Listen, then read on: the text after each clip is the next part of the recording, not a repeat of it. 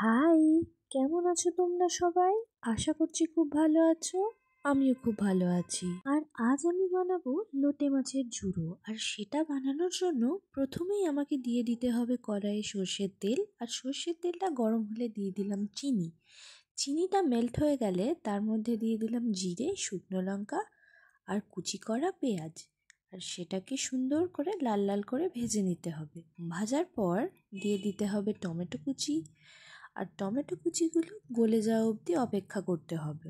তারপর দিয়ে দিতে হবে আদা, রসুন আর পেঁয়াজ বাটা, পরিমাণ মতো হলুদ, পরিমাণ মতো কাশ্মীরি লঙ্কা।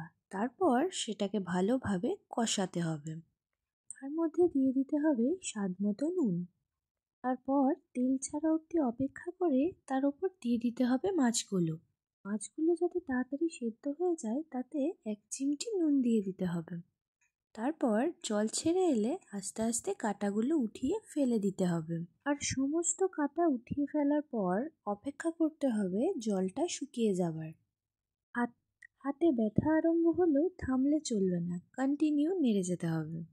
তারপর দিয়ে দিতে হবে ধনেপাতা কুচি আর সেটাকে ভালোভাবে মিক্স করে আর জলটা পুরোপুরি টানিয়ে নিলেই তৈরি আমাদের লোটে মাছের ঝুড়ো।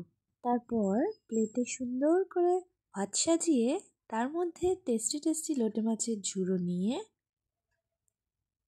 তারপর আবার কি, অবশ্যই খেতে বসে পড়তে হবে।